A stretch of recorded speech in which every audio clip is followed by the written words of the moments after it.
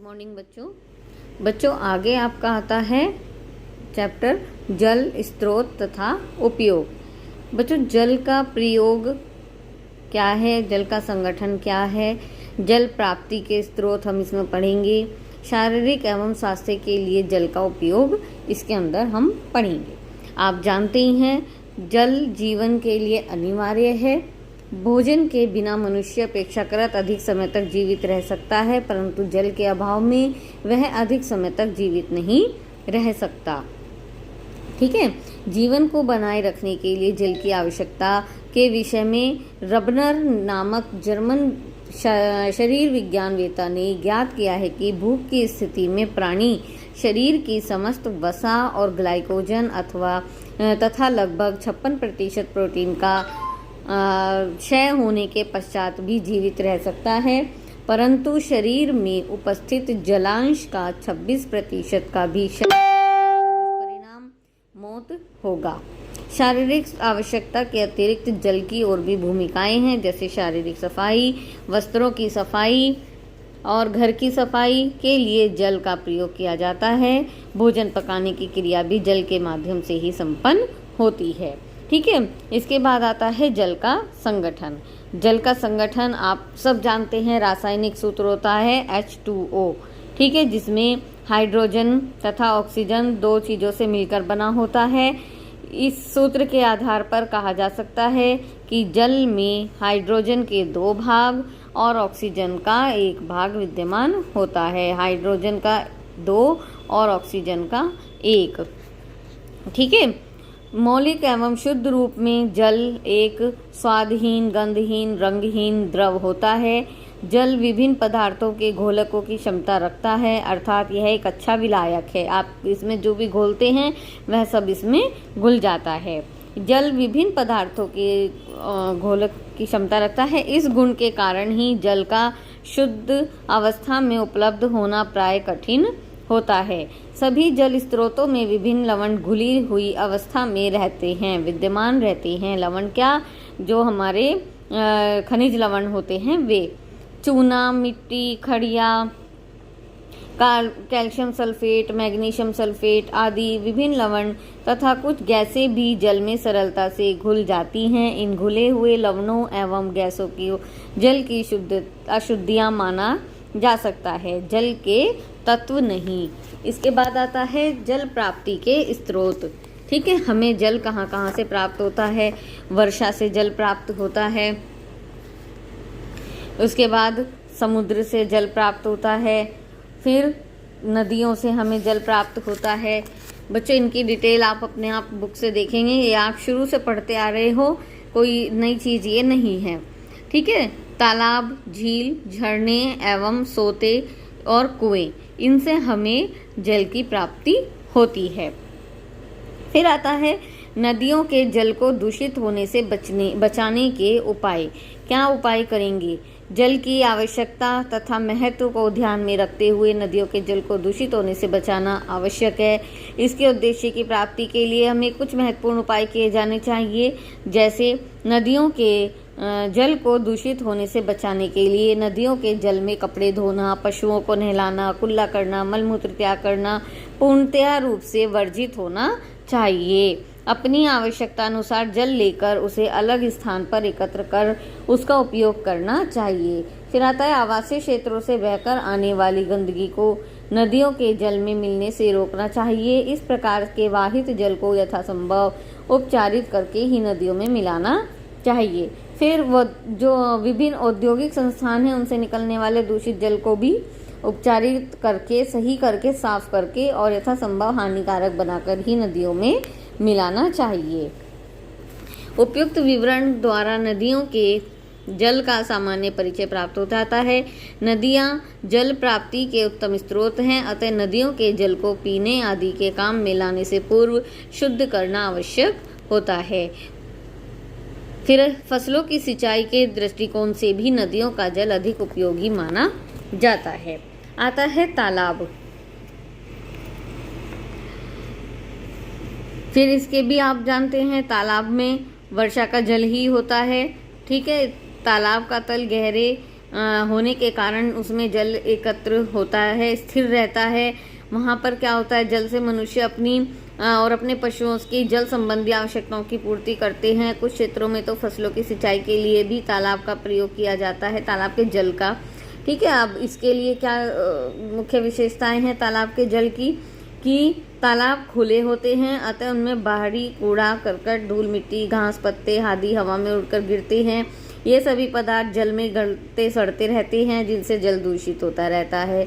कुछ लोग तालाब में घुसकर स्नान करते हैं, उसमें थूकना खांसना आदि क्रियाएं भी, और जिससे कि तालाब का जल दूषित हो जाता है। पशु तालाब में घुसकर पानी पीते हैं, नहाते हैं, मलमूत्र त्याग भी वहीं करते हैं। पशुओं के इस प्रकार के मुक्त विचरण से भी तालाब का जल दूषित होता है। ठीक है, तालाब के किनारे कपड़े धोने से भी तालाब का जल दूषित होता है। ये सब है, इनको आपको ध्यान रखना होगा जिससे कि ये दूषित ना हो। इसमें क्या है, जिन क्षेत्रों में पीने एवं भोजन पकाने के लिए तालाब के जल पर निर्भर रहना पड़ता है, उन क्षेत्रों में पक्के तालाब बनवाए जाएं। यदि पक्के तालाब बनवाना संभव न हो तो कच्चे तालाब के निकट घाट अवश्य बनवा देने चाहिए। तालाब के जल को बाहरी गंदगी एवं गंदे पानी से बचाने के लिए तालाब के चारों ओर पक्की पर्याप्त ऊंची मुंडेर बनवा देनी चाहिए। पशुओं द्वारा जल दूषित होने से बचाने के लिए तालाब के चारों ओर कांटेदार तार लगवा देने चाहिए। समय समय पर तालाब की सफाई भी होनी चाहिए, और जो उसमें हवा में उड़कर गिरने वाले पत्ते कागज, इनको भी समय से निकालते रहना चाहिए। और इन उपाय द्वारा तालाब के जल को सड़ने से बचाया जा सकता है। अगर तालाब कच्चे होते हैं तो उनमें घास और कुछ विशेष प्रकार के पौधे उगने लगते हैं। जल को दूषित होने से बचाने के लिए इन पौधों घास को समय समय पर उखड़वाते रहना चाहिए।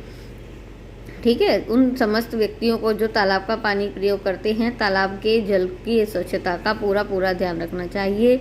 इस प्रकार का कोई भी कार्य नहीं करना चाहिए जिससे तालाब के जल के दूषित होने की आशंका हो। ऐसे ही होता है झील। ठीक है, झील के बाद आता है कुएं। कुएं में कुएं वर्षा के जल का एक बहुत बड़ा भाग जमीन द्वारा सोख लिया जाता है। यह जल पृथ्वी के अंदर कुछ गहराई पर पहुंचकर एकत्र हो जाता है। पृथ्वी के अंदर समाये हुए इस जल को प्राप्त करने के लिए कुएं जमीन की उतनी गहराई तक खोद देते हैं जितनी गहराई पर भूमिगत जल उपलब्ध हो जाए। इस प्रकार से खोदे गए कुएं जल प्राप्ति के कृत्रिम स्रोत बन जाते हैं। कुएं से प्राप्त होने वाला जल हमारी जल संबंधी आवश्यकताओं की पूर्ति करने में सहायक होता है। कुएं के जल को व्यक्तिगत आवश्यकताओं की पूर्ति और फसलों की सिंचाई के लिए भी प्रयोग किया जा सकता है। अब आता है कुएं 3 प्रकार के होते हैं भूमिगत जल के जल स्तर के आधार पर। ठीक है, 3 प्रकार के कुएं बनाए जाते हैं। जैसे जहां पृथ्वी के अंदर कम गहराई पर जल उपलब्ध होता है, वहां जो कुएं खोदे जाते हैं उन्हें उथला कुआं कहते हैं। ठीक है, कम गहराई पर इन कुओं से पानी प्राप्त करना सरल होता है। ढेकुली, घिर्री और रहट आदि साधनों द्वारा इन कुओं से पानी निकाल लिया जाता है। सामान्य रूप से अधिक वर्षा वाले और नदियों द्वारा सिंचित मैदानी क्षेत्रों में इस प्रकार के कुएं पाए जाते हैं। इसके बाद आता है कुछ क्षेत्र ऐसे होते हैं जहां भूमिगत जल का स्तर बहुत गहरा होता है, बहुत नीचे तक जल होता है। ठीक है, इन क्षेत्रों में सामान्य रूप से 30 से 40 मीटर की गहराई तक पर जल की प्राप्ति होती है। इनको गहरा कुआं कहते हैं। इन गहरे कुओं से प्राप्त जो जल होता है उसको आधुनिक युग में शक्ति चालित पंप प्रयोग किए जाते हैं, जैसे मोटर लगा दी, समरसीबल लगा दी। गहरे कुओं से प्राप्त होने वाला जल शीतल, शुद्ध, सामान्य रूप से स्वच्छ होता है और ये मैदानी क्षेत्रों में भी पाए जाते हैं। तीसरे प्रकार के कुएं मुख्य रूप से पठारी और पहाड़ी क्षेत्रों में पाए जाते हैं। इन कुओं को खोदने के लिए कठोर चट्टानों को डायनामाइट या बारूद आदि द्वारा तोड़ना पड़ता है। इन कुओं को पाताल तोड़ कुएं भी कहा जाता है। हमारे देश में इस प्रकार के जो कुएं होते हैं वे कहीं कहीं पाए जाते हैं। इस प्रकार के कुएं फ्रांस तथा ऑस्ट्रेलिया में अधिक संख्या में पाए जाते हैं। बहुत अधिक गहरे होने के कारण इन कुओं से जल निकालने के लिए भी शक्तिशाली पंपों का ही प्रयोग किया जाता है। अब आता है कुएं के जल के दूषित होने के कारण। कुएं के माध्यम से भूमिगत जल को प्राप्त किया जाता है। यह जल शुद्ध होता है, परंतु कुछ बाहरी या आंतरिक कारणों से प्राय दूषित हो जाता है। कुएं के जल के दूषित होने के मुख्य कारण क्या हैं? कुएं के जल को मुख्य रूप से मनुष्य ही उपयोग में लाते हैं तथा वे ही अज्ञानता अथवा असावधानीवश इसे दूषित कर देते हैं। पानी निकालने के लिए अस्वच्छ बर्तन का प्रयोग करने से यह दूषित हो जाता है।